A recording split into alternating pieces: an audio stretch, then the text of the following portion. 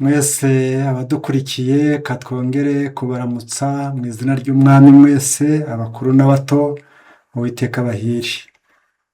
Uwo mugiye kuganira ni Kanyamapiri Etienne, tubahaye ikaze ku rubuga rwacu rw'ivugurura n'ubugorozi channel na Radio King. Mwese tubahaye ikaze kandi twizeye ko umwuka w'Imana ari bubane namwe aho muri hose, kugira ngo ubwo tugiye gusangira ijambo ry'Imana twese duhererwe umugisha muri ryo, rigiye kuduciraho iteka, ahubwo rizaduhane ibiragwa n'abejejwe bose. Murakoze cyane kuba dukurikiye mu bice byose binyuranye. Reka dusenge. Insanganyamatsiko dufite iratubwira ngo kurema imico. Murakoze. Turagushimye Data wera udukunda ugira neza. Imbere yawe niho turi, imbere yawe niho dukirira, imbere yawe niho turemerwa. Tugusabye kongera kuturema bundi bushya, kandi uduhe guhagarara ku rufatiro rwiza rwizewe. Tubisabye mu izina rya Yesu umwami wacu, amen. Murakoze. Nk'uko tumaze kubabwira ko tugiye kwigana ijambo ry'Imana, insanganyamatsiko iratubwira ngo kurema imico. Kurema, ikintu cyitwa kurema ni ugushyiraho ikintu, ni ukurema ikintu gisa n'ikindi. Ariko twebwe si cyo turi bureme, ahubwo kurema ni ugushyiraho ikintu kikabaho, kuko umuntu arema itafari, kuko umuntu yubaka inzu, kuko umuntu yubaka ikindi kibumbano akagishyira hariya, nk'uko mubona umuntu arema ishusho y'ikintu runaka, wajya kukireba ugasanga ifite isura y'umuntu. Icyo utamenya ni imico, ariko ukabasanga ishusho irahari. Twebwe rero noneho ntabwo tugiye kurema iyo shusho, ahubwo tugiye kurema imico igize iyo shusho, cyangwa se imico igize umuntu. Turayirema, ariko se turayirema turebeye hehe? Mwagiye mubona abantu bagiye bakora ibi by'ikoranabuhanga, bakora amashanyarazi, bakora yose mureba, banagiye barebera ku by'Imana yaremye, bareba izuba uko rirema, inyenyeri n'ukwezi n'ibindi byose, umucyo, bagiye bafite aho barebera. Natwe iyo turema imico cyangwa se tukayubaka, imiganda twubakisha imico tugomba kugira ahantu tuyivana. Imico ni ikintu gikomeye. Turabazwa ngo imico, uko imico myiza iremwa. Imico myiza ni iki? Imico myiza imaze iki? Imico myiza iremwa ite? Imico myiza ni inyungu ku bandi, n'imico mibi nayo imaze iki? Utwo tugingo turatuganiraho niba bidushobokera, cyangwa turavugaho dukeya, ariko reka tuganire. Imico myiza rero iraremwa, imico myiza irubakwa, imico myiza ni ikintu cyo kubumbatirwa, kuko mu ijuru tuzajyayo nta kindi tujyanye. Tuzajya mu ijuru nta kindi tujyanye. Tuzajya mu ijuru tujyanye imico myiza gusa, nta kindi umuntu azigera ajyanayo. Reka rero turebere hamwe amagambo. Iyo tujya gukora ikintu tukirebera mu isoko, turareba mu isoko y'uwatangiye kugira imico myiza, nyiri imico myiza niwe tugiye kureba. Yari afite imico imeze ite? Yari ateye ate mu mikorere ye? Yari aremwa ate? Yari akozwe ate? Yakoraga ate? Ibyo byose biraduha uburyo bw'uko twakubaka ikintu gisa n'icyo yubatse. Iyo mwumva bavuga ngo ubugorozi ngo ni ugusubiza ikintu ishusho cyahoranye mbere y'agatanga ka mbere, ibintu bitarateshuka inzira, ibintu bitarahumana, ibintu bitarava mu mwanya wabyo. Ubugorozi rero ni ugusubiza ikintu cyose mu mwanya wacyo w'agatanga ka mbere. Ubwo rero natwe iyo tujya kureba imico, ntabwo tuyirebera ku bantu baremwe bacumura, ahubwo turayirebera kuri soko y'imico myiza. Kurema imico myiza cyangwa se kuyubaka. Ariko umuntu ajya yubaka. Mose, Imana ijya kumubwira ngo niyubake ihema ry'ibonaniro, yamubwiye iri jambo. Reka rero mbanza gusoma, mbona ijya muri Matayo, ndajya mu gitabo cy'Abaheburayo ko Imana yamubwiye ko agomba gukora ikintu afite aho arebeye. Yego, amubwira ko agomba kwihutira akareba igishushanyo mbonera, noneho akaba ariho nawe arebera akahubakira.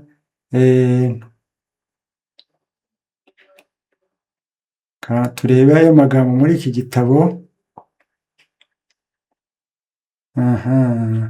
Turebe ijambo yaje kuvuga amubwira ko agomba kurebera ku gishushanyo. Yego, nicyo tugiye kureberaho.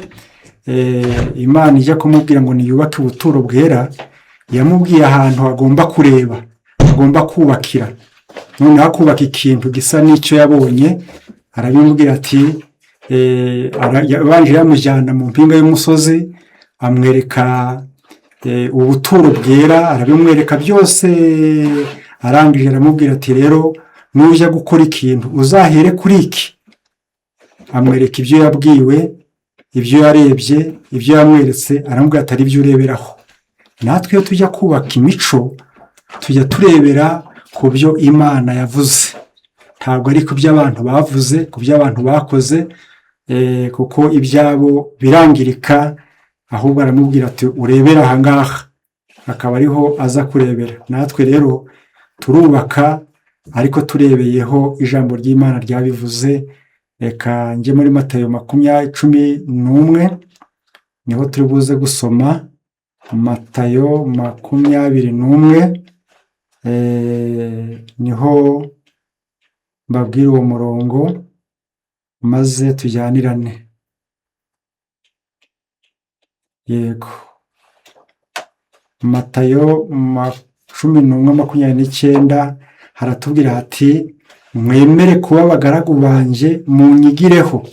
Icya mbere, kuko ndi umugwaneza. Kabiri, noroheje mu mutima, namwe muzabona uburuhukiro mu mitima yanyu. Niryo jambo ry'ingenzi yamubwiye. Aramubwira ati, munyigireho. Iyo uje gukora ikintu, nta wundi tugomba kwigiraho, nta wundi twahaweho icyitegererezo, nta wundi dukwiriye kureberaho, ni kuri Yesu umukiza wacu. Arababwira ati, munyigireho. Icya mbere, ndi umugwaneza, kugira imico igwa neza. Iyo uri umugwaneza uba ufite imico nk'iye. Kugwa neza, iyo bavuga ijambo kugwa neza, ni ukugwa neza uguwe nabi ariko ukanarenga ukagwa neza. Yaratutswe ntiyasubiza, arakubitwa ntiyakangisha abantu, yari umunyamubabaro wamenyereye intimba, yarihanganaga, bakamera nk'umwana w'intama bajyana mu ibagiro. Mbese aho hose niyo mpamvu yavuze ngo, munyigireho, njyewe ndi umugwaneza kandi noroheje mu mutima, noneho namwe muzabona uburuhukiro mu mitima yanyu. Yego, mwemere kuba abagaragu banjye, munyigireho kuko ndi umugwaneza kandi noroheje mu mutima, namwe muzabona uburuhukiro mu mitima yanyu. Kuko kunkorera kutaruhije n'umutwaro wanjye nawe utaremereye. Reka mbabwire ko ikintu cyitwa kubaka imico, niwe tugomba kukireberaho. Kubaka imico. Ujya mubona umuntu arubaka ikintu, yubaka inzu, hariho tuya tureba inzu, tukubaka inzu turebeye ku bandi. Umuntu agakora imodoka arebeye ku bandi, moto bikaba uko, n'utundi tuntu twose benshi bakunda kureberaho. Ariko Yesu waravuze ngo njyewe nimunyigireho. Munyigireho, nta wundi duhaweho icyitegererezo, kuko Pawulo yabivuze ngo niwe banze ryo kwizera kandi niwe gusohoza rwose. Reka rero tumwigireho, ariko icyo tugiye kumwigiraho ni imico. Imico turareba icyo iyo mico rero yari afite n'ikimaze, n'icyo yari imariye abandi. None natwe nitwiga iyo mico, tuzagira icyo tumara n'icyo tuzamarira abandi ku isi, n'icyo tuzimarira twebwe ubwacu. Muri iki gitabo cyitwa intekerezo, imico n'ubumuntu, baratubwiye ngo buri gikorwa, paje 563, baratubwiye ngo buri gikorwa kigira ingaruka ku mico. Ni ukuvuga ngo icyo umuntu wese akoze, niyo mpamvu Yesu atubwiye ngo munyigireho, ningira ntya mugire mutya. ijambo kwigirwaho kandi isobanure neza mu byumve. Murareba Gideyoni igihe yari ari kumwe n'ingabo ibihumbi byinshi batabaye bagiye kurwana, itangazo ryatanzwe ngo ni umuntu wese utari butabare biramubera ibi n'ibi, amaze abantu arabazanywe n'ubwoba, ufite umurima ntuzawuwe, mbese hari iterabwoba rikomeye. Abantu bose baraza bahageze, Imana yitegereje ubwinshi bwabo nuko bameze, avuga ati aba bantu banesheje bakwirata ubwinshi, ntibamenye ko ari njye babarwaniriye. Aramubwira ati bwira none abantu ufite ubwoba natahe. Aha uburenganzira abanyabwoba benshi bose basubirayo, avuga ati haracyarimo abandi. Aha arabihagararaho ati usabye umukobwa akaba atarashyingirwa nasubire atazagwa ku ntambara abandi bakamurongora, bakagenda nabo bakavamo. Uwubatse inzu akaba atarayitaha nagende, uwahinze inzabibu akaba atararya imbuto zazo nagende. Baragenda hasigara umugabane. Imana yavuga ati no n'aba ngaba ngomba kubagerageza, abajyana ku mazi. Aramubwira ati genda mbakugeragereze, abari bunywesha amashyi bapfukamye bakanywa bashyira ukwabo, abari bukora ibintu abari bunywesha amashyi bakaja bagira nk'imbwa nabo bashyira ukwabo. Mbese umuntu wese arabikora. Arangije asigarana mu bihumbi 32 asigaranye abantu 300. Abari bayambukanye arangije Imana bamuhaye icyerekezo n'icyitegererezo nuko agomba gukora. Nawe arababwira ati noneho mundebereho uko nkora abari ko mukora, uko ngira abari ko ngira. Ninunama mwuname, ningenda mugende, nimvuga muvuge, ndirimba muririmbe, ninsakuza musakuze, nimvuze ingoma muzivuze. Mbese icyo nkora namwe abari icyo mukora. Iyo bakubwira ngo ni ukwigira ku muntu, ni ukwigira ku byo yakoze no ku byo yavuze, uko yambaraga, uko yifataga, icyitegererezo yatangaga. Ibyo nibyo byitwa, kuko iyo tumwigiyeho twiga imico ye, imiterere ye. Kuko iyo tumwigiyeho tugeraho tugahinduka nkawe. Hano muri iki gitabo rero yaranditse ati buri gikorwa kigira ingaruka ku mico. Kuvuga ngo dufite imico twari dusanganywe, imico yacu y'akarande, imico yacu y'ihererekanyamurage. Ariko iyo twigiye kuri Yesu umukiza wacu tukamureberaho biradufasha, kuko batubwiye ngo buri gikorwa kigira ingaruka ku mico. Iyo ukoze icyiza kigira ingaruka ku mico. Buri gikorwa cyose cyo mu mibereho yacu, kabone nubwo cyaba kidafite agaciro gakomeye, kigira ingaruka mu irema ry'imico yacu. Imico myiza ifite agaciro gakomeye kuruta ubutunzi bwose bwo mu isi. Guhirimbanira kuyitunganya ni wo murimo w'agahebuzo abantu bakwiriye gukora. Batweretse ko icyo dukoze kigira ingaruka ku mico. Niba ari ikibi kigira ingaruka ku mico, niba ari icyiza kigira ingaruka ku mico. Tuvuga ngo buri gikorwa cyose cyo mu mibereho yacu, kabone nubwo cyaba kidafite agaciro gakomeye, kigira ingaruka mu irema ry'imico yacu. Ushoboye kubwira umuntu ukamusuhuza ati waramutse, nimugoroba wiriwe, wasanga ahinga wakoze. Mbese ko tuntu twose ubona ugenda ukora tugenda turema imico. Uko ugenda ugera ku muntu ukamusuzugura, uko umwima, uko umusebye, nabyo biragenda bikarema imico yawe. Mbese icyo dukora kiragaruka kikaturema.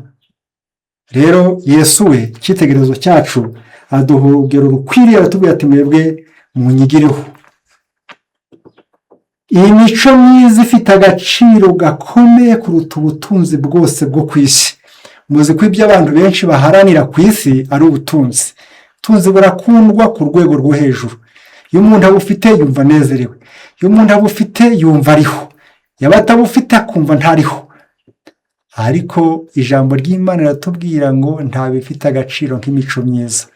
Kuko ngo hari abantu benshi bafite ubutunzi ariko batagira imico myiza, ntibigire icyo bibamarira.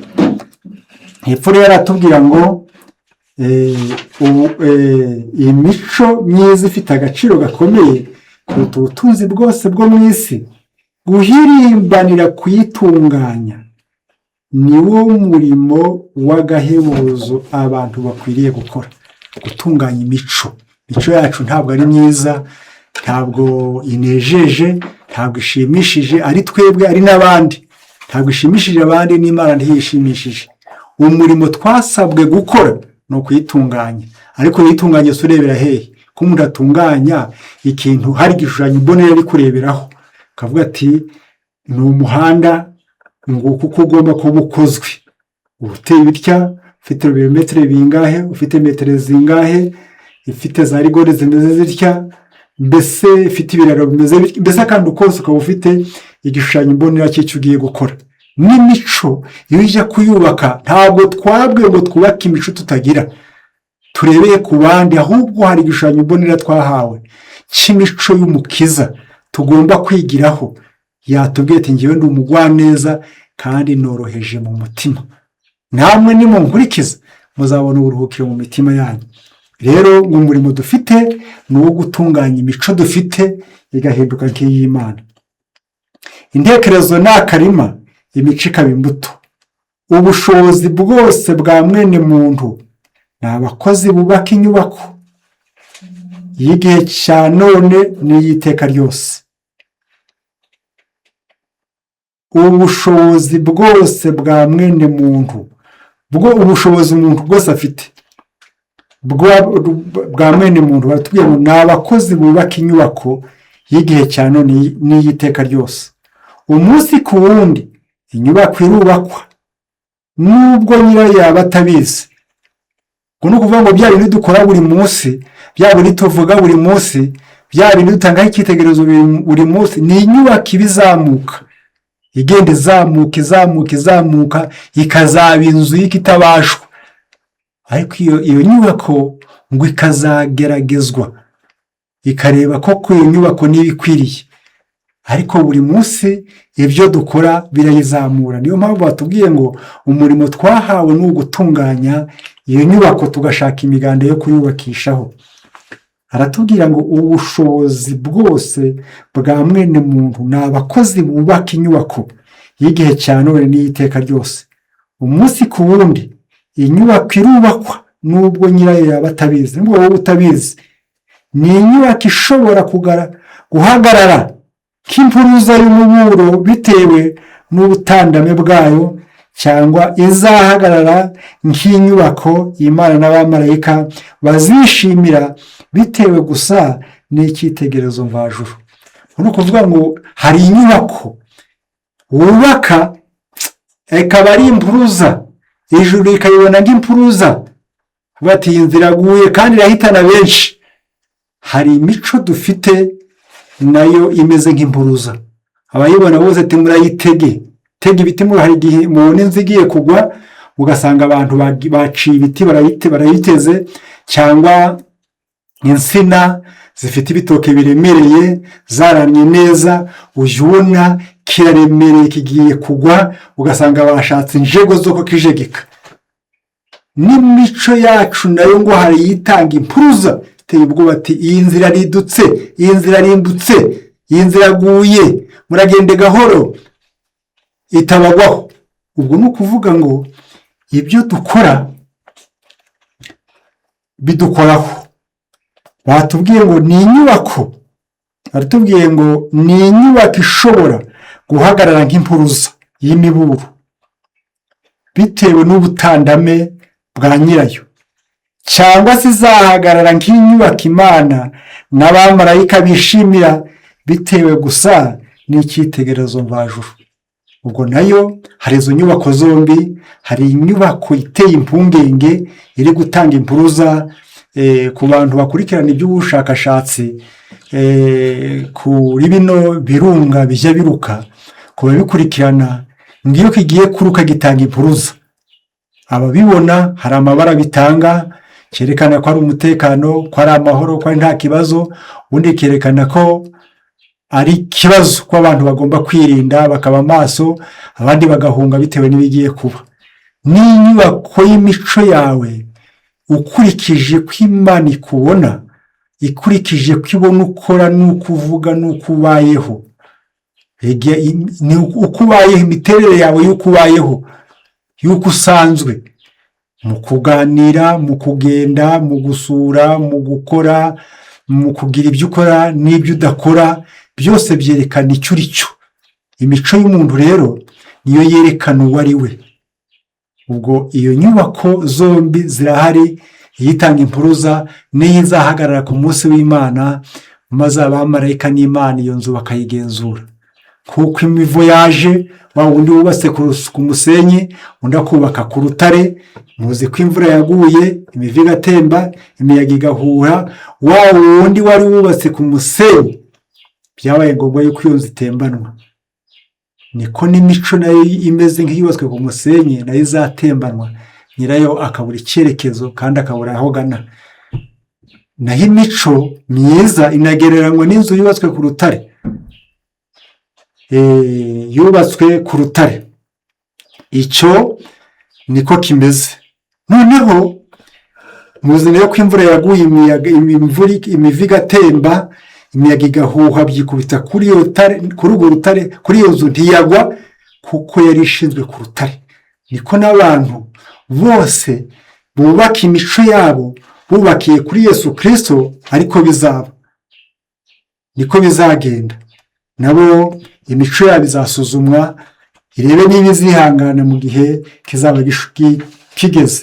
Ubushobozi bw'ubwenge n'ubw'intekerezo Imana yaduhaye si imico n'itaranto tugomba guteza imbere, kandi nitezwa imbere uko bikwiriye izagira uruhare mu kurema imico myiza. Umuntu ufite imbuto nziza mu biganza bye ntibisobanuye ko afite uruzabibu rwera. Mbere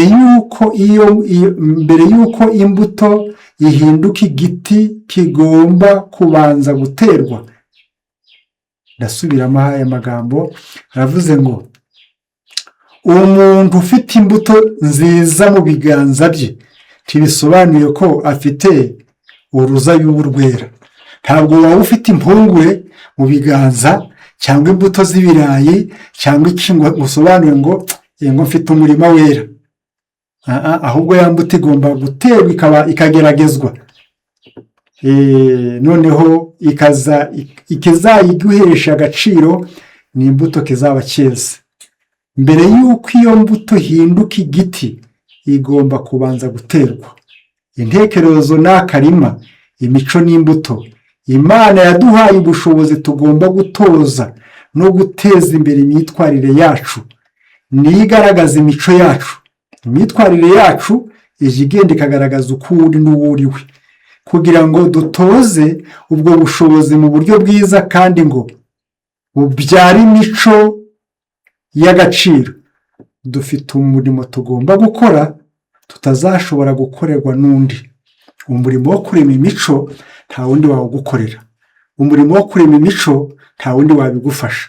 Umurimo wo kurema imico ni wowe ubwawe gusa, kuko umuntu ajya arya ntagire uwumurira, ntagire uwumwambarira, ntagire uwumugendera, hariho ibyo umuntu asabwa kwikorera ku cye giti mu mirimo isanzwe no muri gahunda zisanzwe z'umubiri.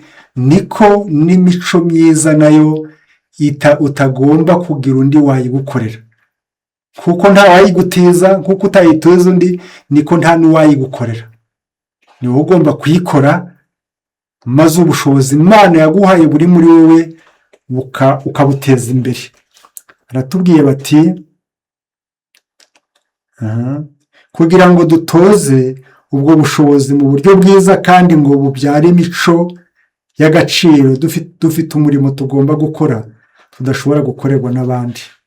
Imico myiza iremwa binyuze mu ntambara ishaririye turwanya inaringiye, kugira ngo ureme, wongere ureme imico. Mbese kurema ikintu ni nko gushyira ikintu urugingo rundi rutari rukurimo. Hariho nk'abantu babagwa bagashyirwa ibyuma mu mubiri, bagashyiramo insimburangingo zitari izabo, ntabwo umubiri uhita ubyakira. Rero n'imico myiza kugira ngo iremwa binyuze mu busharire, imico myiza iremwa binyuze mu ntambara ishaririye turwanya inarinjye. Kristo ntabwo yigeze adusezeranira ko kugira imico itunganye ari ikintu cyoroshye. Umuntu ntavukana imico myiza cyangwa ngo ayibone nk'impanuka, ahubwo ayironkeshwa n'imihati akoresha ubuntu bwa Kristo.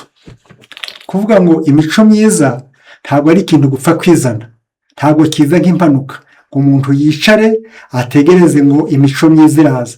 Hari ibyo ugomba kubanza warwana nabyo muri wowe, akamenyero wari usanzwe ugira, ihererekanyamurage ry'iwanyu, amategeko y'iwanyu, uburakari bw'iwanyu, kwikunda kw'iwanyu, ibiganiro by'amajwi by'iwanyu, imitekerereze ipfuye, imyitwarire ipfuye idashyitse. Ugomba kubanza warwana nayo, kandi kurwana nayo ibintu bishaririye ngo byagereranijwe no guca urugingo tukakuvaho. Rero ikintu twaremanywe kugira ngo tugikuremo twimikemo ikindi, ntabwo ari intambara yoroshye, ahubwo ni intambara ikomeye. Rero kurema ni ikintu gikomeye cyane. Aratubwira ngo umuntu ntavukana imico myiza. Iyi mico yaba twayivukanaga ntabwo twarushye. Umuntu yajya yiraga uwo yabyaye, akayiraga uwo akunda, akayiha ku nshuti ye, akayikorera byose bishoboka, ariko ntabwo ariko biri, ahubwo ngo ayironkeshwa n'imihati ye akesha ubuntu bwa Kristo. Ni imihati uzabukoresha, ariko iyo mihati nayo ikaba itaguturutseho, ngo ahubwo akaba ariyo ukesha ubuntu bwa Kristo. Ntacyo wakora, na Yesu yaratubwiye ngo ntacyo ubasha gukora ubwawe utamfite.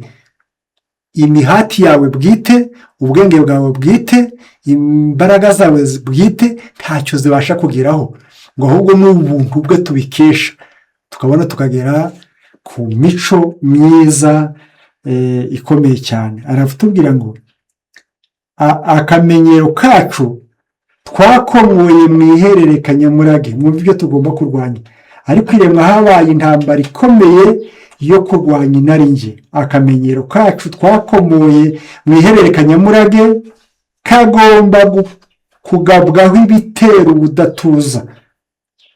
Umuntu wese agomba kwimenya, akavuga ngo mfite imico irakara vuba, mfite imico isuzugura, mfite imico yikunda, mfite imico yikunda gushimwa, mfite imico idakabakabwa, mfite imico imeze ityo. Noneho ukajya wigabaho ibitero. Niba ufite imico cyangwa se akamenyero ko kwikunda katarekura, bati sinjya nkunda gutanga birangora, birananira. Ubwo binanira ngiye gukora iki? Ngiye kujya nimenyereza gutanga kugeza igihe bizarema akamenyero muri njye. Ntabwo umuntu untunga urutoki, ntabwo umuntu unsuzugura, ngiye kwihanganira bajye bansuzugura kugeza igihe ubwibone muri njyewe buzashira. Mbese kurema ikintu kugira ngo ureme imico myiza muri wowe, ngo haremwa ari uko habaye intambara ikomeye. Ugomba kwisuzuma ubyitondeye, ufite ijisho ryinenga, kandi ntucire akari urutega imico yawe idatunganye. Kuko hari igihe abantu usanga bagereranya imico yabo n'iy'abandi, akavuga ngo ntabwo nanjye njye mfite imico imeze gutya, njye simeze nka runaka. Ariko barakubwiye ngo wowe inenge kandi we kwibabarira. Menye ngo imico yawe aho ugira intege ngo urahazi, aho udatunganye urahazi, ibyo usabwa mubwireho utajya ugeraho urabizi. Yigabeho ibitero ubudatuza, ngo ariko nabwo uwo mwete guhukesha ubuntu bwa Kristo. Reka twihute. Hepfo baratubwira ngo turihutira hano. Aratubwira ngo amagambo akomeye, baratubwira ngo imico igomba kugeragezwa. Ni ukuvuga ngo iyi mico igereranywa n'imiganda twubaka inzu. Ubwo mubona hari amatafari bita rukarakara, abantu benshi barayazi. Hakaba n'amatafari ahiye, nayo barayazi. Hariho n'andi bakora anyuranye, ajyanye n'iterambere n'icyerekezo abantu barimo. Ariko itafari ryose baravuga ngo iri imvura irinyagiye ryashwanyagurika, nk'amatafari ya rukarakara, ushoboye kuyashyira nka hariya akangirika akamenagurika bitewe n'imvura gusa, amatafari yatwitse ntashye neza nayo yakwangirika, itafari ryageragejwe ryahiye rigashya, imvura iragwa rigahora ari rya tafari. Rero baratubwira ngo imiganda yakoreshejwe mu kurema imico niyo izagaragaza buri tandukaniro. Umunsi w'Imana wategerejwe igihe kirekire, bidatinze ugiye kugerageza umurimo wa buri wese. Umunsi w'Imana, umunsi w'Imana, yego baratubwiye ngo umunsi w'Imana wategerejwe igihe kirekire, bidatinze ugiye kugerageza umurimo wa buri wese. Ni ukuvuga ngo umurimo umuntu wese yakoze, imico yawe iyo ari yo yose, uwo murimo ugiye kugeragezwa. Umurimo w'umuntu wese uzerekana urya munsi, niwo uzerekana ko uzahishuzwa umuriro, akaba ari wo kandi uzagerageza umurimo w'umuntu wese. Nk'uko umuriro ugaragaza itandukaniro riri hagati y'izahabu, ifeza, amabuye y'igiciro, ibiti n'ibikenyeri n'ibyatsi, niko n'umunsi w'urubanza uzagaragaza imico, maze ushyire ahabona itandukaniro riri hagati y'abaremye imico yabo bakurikije icyitegererezo cy'imico ya Kristo n'abayiremye bakurikije ishusho y'umutima wabo wikunda. Kuvuga ngo ibi bintu bizakurikiranwa, iyi mico turema, niyo mpamvu umuntu wese muri gahunda agomba kwitondera uko arema, uko yubaka, uko akora, kuko ntabwo ari ibintu biri aho ngaho gusa. Mujya mubona no ku ishuri umuntu aragenda akiga umwaka wa mbere, akarangiza amashuri mato abanza, akajya muri segonderi akayirangiza, akajya muri kaminuza, ariko buri mwaka wose urageragezwa, hakajya bisuzuma ngo barebe isuzuma ry'uko inyigisho wahawe wazishyize mu bikorwa. Umwaka wose bakaguha birete mwimuka cyangwa we kwimuka, sibira cyangwa wimuka. Uko niko biri. Ukajya muri segonderi ukiga, ntabwo wagera muri tronkom, nabwo ugakora ibizame bikwemerera kujya imbere, nabwo hakajyaho isuzuma rusange, bamwe bakemererwa kwimuka, abandi ntibimuke, bakagenda bakiga kugeza igihe bafata gukora ikizamini cya leta giheruka, bamwe bakabona diporome, abandi ntibayibone, abayibonye bakagenda. Nta gihe kijya gitambuka ngo umuntu ashoje iki hatabayeho isuzuma, hatabayeho igeragezwa. Niko tutatambuka n'intambwe imwe tutageragejwe, tudasuzumwe. Ariko noneho finale, ku musozo, baratubwiye ngo umunsi w'Imana wategerejwe igihe kirekire ugiye kuza. Ukora iki rero? Umunsi w'Imana wakoreshejwe igihe kirekire ugiye kuza. Twihute. Wakoreshejwe igihe kirekire ugiye kuza. Haratubwira ngo kuko umuriro ugaragaza itandukaniro riri hagati y'izahabu, ifeza, amabuye y'igiciro, ibiti, ibikenyeri n'ibyatsi, niko n'umunsi w'urubanza uzagaragaza imico, maze ushyire ahabona itandukaniro riri hagati y'abaremye imico yabo bakurikije icyitegererezo cy'imico ya Kristo n'iy'abayiremye bakurikije ishusho y'umutima wikunda cyangwa se umutima wa kimuntu. Noneho kwikunda kose n'ubukristo bwose bw'ibinyoma bizagaragara uko biri. Ibikoresho bidafite agaciro bizakongoka, mu gihe izahabu yo kwizera nyakuri iciye bugufi kandi yoroheje itazigera itakaza agaciro kayo. Ntabwo izigera ikongoka kuko idashobora kwangirika. Isaha imwe yo kwica amategeko izafatwa nk'igihombo gikomeye, mu gihe kubaha Uwiteka kuzagaragara nk'ishingiro ry'ubwenge. kunezeza ibyifuzo byawe bwite bizarimbuka nk'ibikenyeri, mu gihe izahabu yo gushikama mu mahame byarinzwe neza ku giciro icyo ari cyo cyose bizahoraho iteka ryose. Bavandimwe, reka mbabwire ko ibyo dukora bizasuzumwa. Iyi mico ureba imiganda uje kubakisha kuri uru rufatiro, imico iremwa gitunguru bitewe n'ibyiyadukije irahindagurika kandi iravuguruzanya. Abayifite nta ntego yo mu rwego rwo hejuru bagira mu buzima. Abafite mbega imico ije igitunguru, kurema ikintu bigusaba kwitondera. Hari igihe umuntu abonye icyo akubitanye nacyo ugasa nacyo, ukabona haje umwete wo gukora cya kindi kitari kigusanzwe, bigusaba kubanza watekereza. Ntabwo Imana ishaka ngo upfe gukora ikintu. Niyo mpamvu ubwiye Mose ngo nujya kubaka ubuturo bwera, urebere kuri cya gishushanyo, urebere ariho ujya kurebera. Turi kujyana mu ngurikire, aramubwira ngo nujya kurema igishushanyo cy'ubuturo bwera. Noneho aratubwira icyo gishushanyo, mwumve uwo murongo arawutubwira neza uko abantu bagomba gukora bakabyigiraho. Yamubwiye ngo ni icyitegererezo cy'icyo yabonye.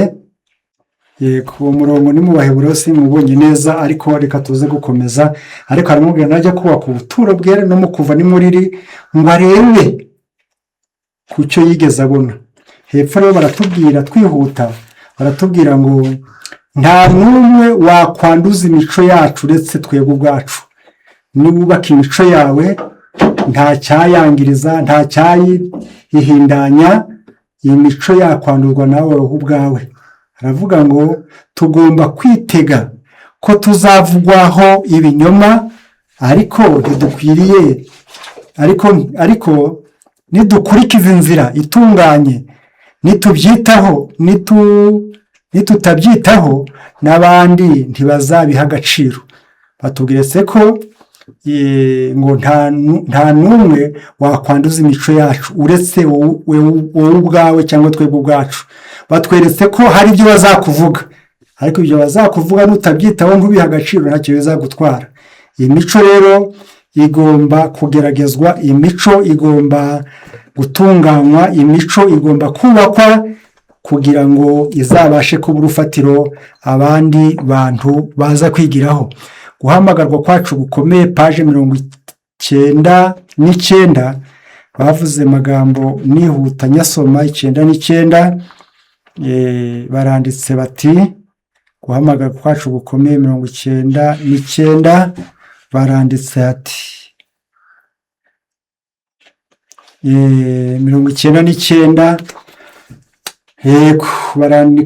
99, ku itariki ya 3 Mata haratubwiye ati umwigisha mvajuru aravuga ati munyigireho kuko ndi umugwaneza kandi noroheje mu mutima. Tugomba kwiga kwiyanga, kugira akanyabugabo, kwihangana, gushikama n'urukundo rubabarira. Nitwizera Yesu nk'umufasha wacu, tukamwerekezaho amaso yacu yo kwizera ubudatuza, tuzahinduka nka Yesu mu mico. Azatura mu mitima yacu kandi natwe tuzaba muri Kristo, twambaye gukiranuka kwa Kristo. Imibereho yacu izashushanywa n'iya Kristo mu Mana.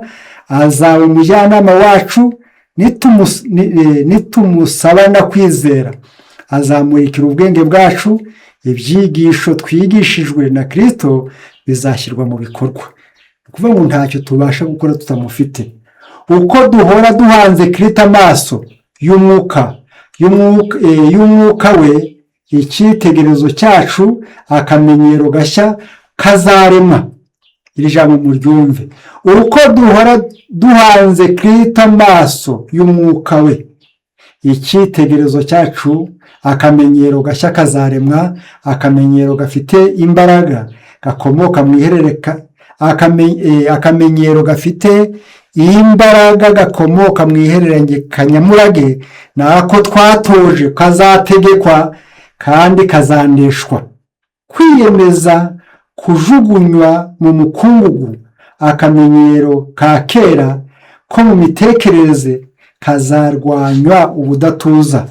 Kumaranira ububasha bizagaragarira mu miterere yabyo nyakuri kandi bizanesheka. Niduhora tumuhanze amaso, baduhaye isezerano rikomeye cyane, ndagira ngo mubyumve. Nsoma aya masuri uko akurikirana. Uko duhora duhanze Kristo amaso y'umwuka, icyitegererezo cyacu, akamenyero gashya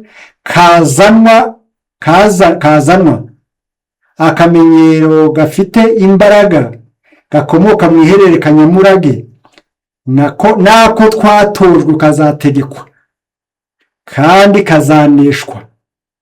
Kwiyemeza kuzajugunywa mu mukungugu akamenyero ka kera ko mu bitekerezo kakajugunywa, kazarwanywa. Akamenyero ka kera ko mu mitekerereze kazarwanywa ubudatuza. Kumaranira ububasha bizagaragarira mu miterere yabyo nyakuri kandi bizanesheka. Kristo agomba guhuzwa n'ibitekerezo byacu byose, ibyiyumviro n'ibyo dukora byose. Icyitegererezo cye kigomba kumvikana no mu ducogocogo tw'imirimo yacu ya buri munsi dukora mu mirimo yadushinze. Ni ukuvuga ngo ibya Yesu byose bigomba kwivanga mu byo dukora kugeza igihe biboneka ibyacu bikabura. Igihe aho kwishingikiriza ku myumvire ya kimuntu cyangwa kwisanisha n'imigenzereze y'ab'isi,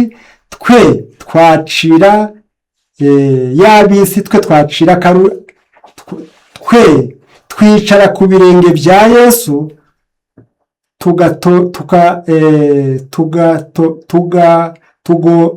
tugatomerana ubwuzu amagambo ye. Ndasubiramo uyu murongo kugira ngo igihe aho kwishingikiriza ku myumvire ya kimuntu cyangwa kwisanisha n'imigenzereze y'ab'isi, twicara ku birenge bya Yesu tugotomerana ubwuzu amagambo ye, tumwigiraho, maze tukamubwira tuti, Mwami Yesu, mbese ushaka ko nkora iki? Kwigenga kwacu kwa kamere, kwiyiringira no kwinangira kwacu bizasimburwa n'umutima wo kuganduka no kwemera kwigishwa nk'umwana. Nitugira isano nyakuri n'Imana, tuzasobanukirwa ubutware bwa Kristo.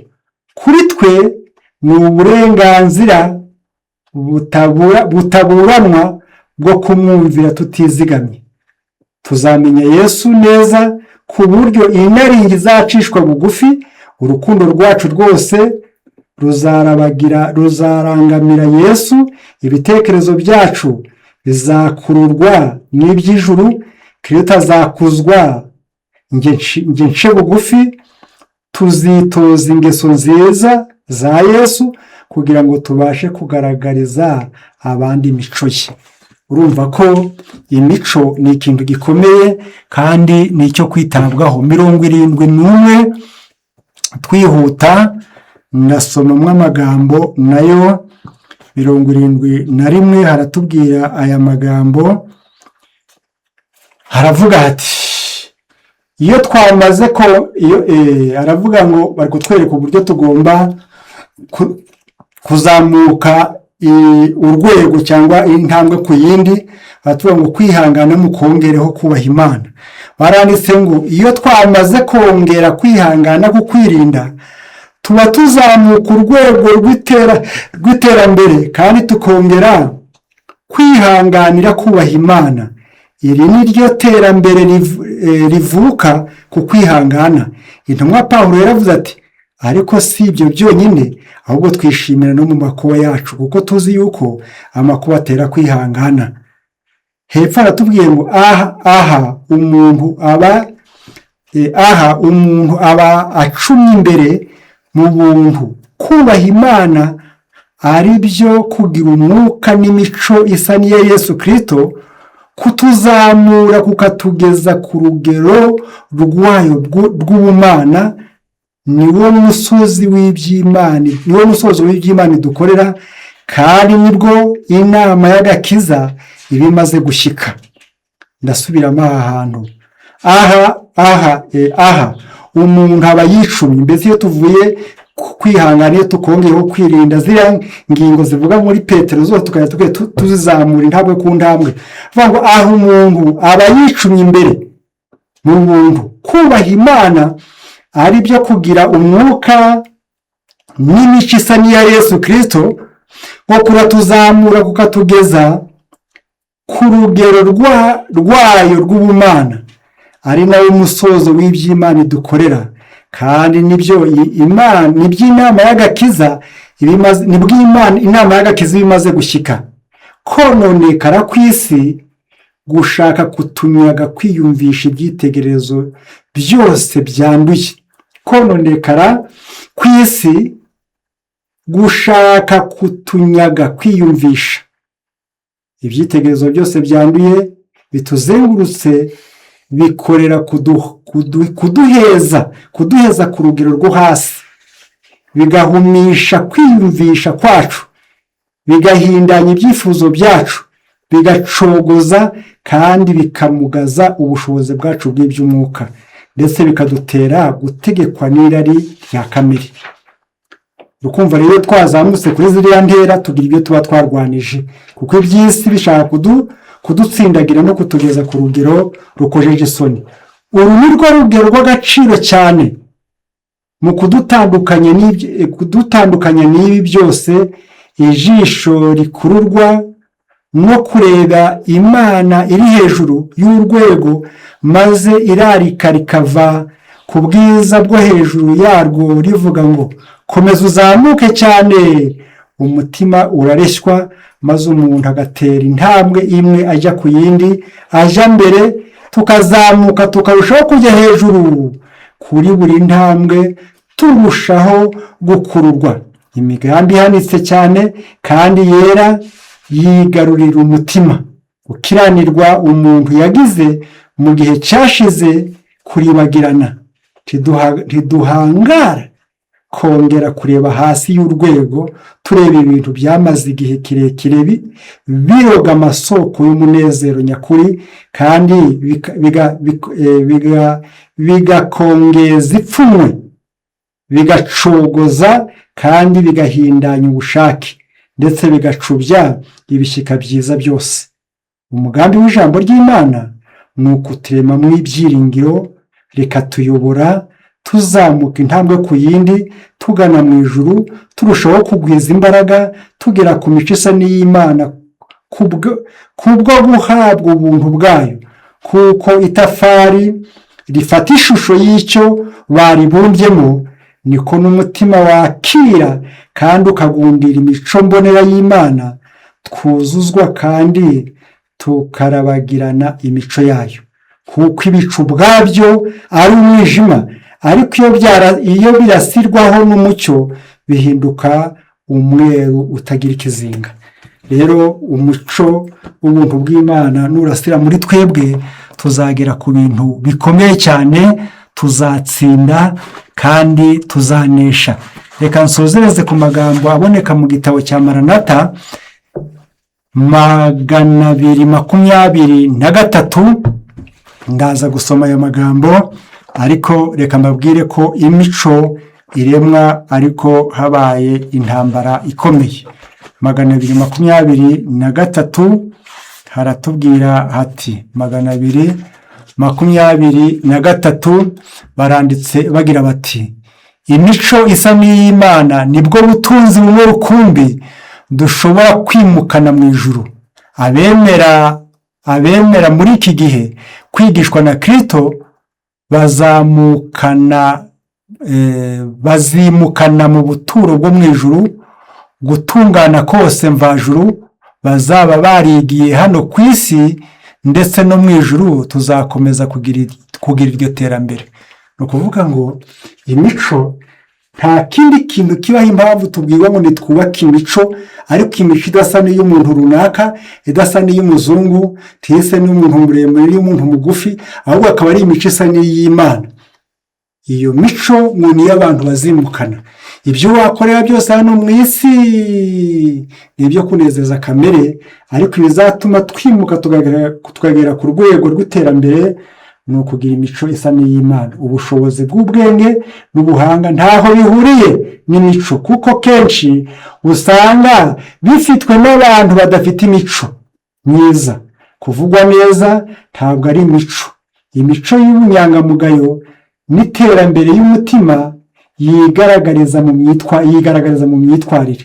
Kuvugwa neza ntabwo bivuga ngo ufite imico myiza. Hari ubwo wagirira umuntu neza akavuga ati umuntu rwose afite imico myiza. Imico myiza ni igishoro gifite agaciro karuta k'ifeza n'izahabu. Abayifite ntabwo bazafatwa n'ihahamuka n'ibihombo. Umunsi ubutunzi bwo mu isi buzaba buhanagurwa, ahubwo izababera inyungu z'agaciro, ubunyangamugayo, gushikama, gushinyiriza n'imico abantu bose bakwiriye kwimenyereza bashyizeho umwete. Uyifite aba abonye imbaraga itaneshwa izamubashisha gukora ibyiza no guhangana n'ikibi ndetse n'umwanzi. Urumva rero ko ngo uyu muntu ufite imico myiza ngo n'igihe cy'ibihombo ntazigera ahahamuka, kuko n'ubundi mu ijuru ntabyo azajyanayo, ngo icyo azimukanayo ni imico myiza. Imico myiza irubakwa, imico myiza iraharanirwa, imico myiza kugira ngo uyibone hashyirwaho umwete, amasengesho, gusaba ubuntu bwinshi kugira ngo uzabashe guhagarara ku rugero rwiza rw'igihagararo cy'imico ya Kristo. Imbaraga z'imico zigizwe n'ibintu bibiri: ni imbaraga y'ubushake n'imbaraga yo kwitegeka. Ni ukuvuga ngo habaye ubushake kandi hakabaho kwitegeka, byose byashoboka. Abenshi mu basore benshi bajya bibeshya mu gihe irari ryabo ridategekwa, barifata nk'imbaraga y'imico. Ni iby'ukuri ko uwategetswe n'irari rye aba ari umunyantege nke. Ugukomera nyakuri no gutungana k'umuntu bipimirwa mu mbaraga y'ibishyika umuntu yashoboye gutegeka, ntabwo bipimirwa mu mbaraga z'ibishyika byamutsinze. Ahubwo imbaraga zawe ziya zipimirwa ku byakugerageje n'ibyo wahuye nabyo ukabitsinda. Umuntu w'umunyambaraga kuruta abandi bose ku isi ni uwagiriwe nabi mu buryo bukomeye, agashobora gutegeka uburakari bwe kandi akababarira abanzi be. Abantu nk'abo nibo ntwari nyakuri. Ni ukuvuga ngo abantu baba barageze ku rugero rw'imico myiza kandi imico ishimishije, imico y'agatangaza, imico Imana yishimira. Rero baratubwiye ngo iyaba twitaga cyane ku gufasha abasore kugira imico myiza n'imyitwarire irangwa n'urukundo, aho kwigana ibigezweho by'isi mu myambarire no mu myitwarire, twakabonye abasore magana aho tubona umwe muri iki gihe binjira mu murimo bafite umwete, biteguye gutanga icyitegererezo cyiza kuri rubanda. Aratubwira ati iyaba abantu ni gahunda zose zo kubaka imico yera, imico myiza Imana yishimira, iyaba abantu babyigaga, iyaba abantu babihaga umwanya, iyaba abantu babihugurwaga, bakamenya neza ko kugira ngo umuntu azagira imico Imana izemera, Imana yishimira. Burya hariho n'imico Imana itemera. Ukaba ufite imico wenda abandi bakakuvuga neza, ariko imico ya Imana itayemera. Twatanga nk'urugero nko Samweli ajya kwimika abana ba Yesayi, yagezeyo yabonye umugabo witwaga Eliyabu, amubonye ngo yari umusore mwiza, umugabo mwiza ufite igikundiro, umeze nk'umwami, ufite igitero cyiza. Aramureba ngo aravuga ngo ni ukuri ngo uw'Imana yimitse n'uyu yimikishije amavuta. We yarebye nk'umuntu, Imana yamubwira ngo uwo namugaye, nturebe uburebure bwe n'igitera cye, njye namugaye. Kuko Imana itareba nk'uko abantu bareba. Bavandimwe rero, reka mbabwire ko imico izapimwa, imico izagaragazwa, imico izashyirwa ahabona, imico izigwa pe ku rwego rutangaje. Abantu bazayiga kandi bayishyire mu gaciro, bayiharanire kugira ngo babashe kugera ku ntego nziza. Bitabaye ibyo izageragezwa, cyangwa iyo nk'inzu y'impuruza bari kuvuga ati iriya nzu iraridutse kandi ihitanye benshi. Mureke twige kugira imico myiza, tumenye agaciro k'imico myiza, tumenye imico myiza ni iki, imaze iki, yaremwe ite. Twabyumvise, mubikurikirane, mubisengere kugira ngo Kristo nagaruka aje kwima ingoma azasange twaramwigiyeho, ari we cyitegererezo cyacu mu mikorere yacu, mu mivugire yacu, mu myitwarire yacu, no mu mirire no mu minywere. Ahantu hose iyo dukora akantu kose ngo kagenda karema imico, ya mico ikazarema ingeso, kabyara akamenyero, akamenyero kakazarema ingeso, yaba ari ingeso nziza cyangwa ingeso mbi, kandi buri wese kazagira ahantu yamwerekeza. Reka nongere mbashimire ku bantu bakomeje kudukurikirana bari hirya no hino. Reka tubabwire ngo Imana ibahe ubushobozi, ikangurira imitima yanyu kwakira iri jambo, rimenye ko imico myiza ari bwo butunzi abantu bazimukana bagiye mu ijuru. Utagira imico myiza ntabwo amarembo yo mu ijuru azamukingukira, kandi amenye ngo ntabwo ari ugupfa kuyibona, ahubwo izaza, ariko itaje nk'impanuka, izahirimbanirwa kuko muhirimbanire n'ibindi mukabigeraho, muhirimbanire n'imico myiza. Kandi yatubwiye ngo munyigireho. Nta muntu twahaweho urugero tugomba kwigiraho keretse Yesu wenyine. Imana ibibafashemo, ibahe guhagarara neza, muzarokoke iyi si, kandi Yesu Kristo azababera icyo kwigirwaho, ababere taburo mureberaho. Niyo mpamvu yandikishije ijambo rye ngo turyigireho, ridufashe, rituyobore, ritubere umugenga w'ubuzima bwacu. Buri wese aryakire mu izina rya Yesu, amen. Kadusenge. Turagushimiye Data wera udukunda, ukiranuka uri mu ijuru. Tugushimiye ko utweretse ko tugomba kukwigiraho, uko wakoraga, uko wavugaga, uko waryaga, uko wanywaga, uko wasubizaga, uko witwaraga ubabajwe, uhemukiwe. Iyo mico nitukwitegereza tuzahinduka nkawe. Bishoboza abagukurikiranye n'abazakomeza kugukurikirana n'abagutegereje muri uyu mwanya. Tukugirireho umugisha mu izina rya Yesu umwami wacu, amen.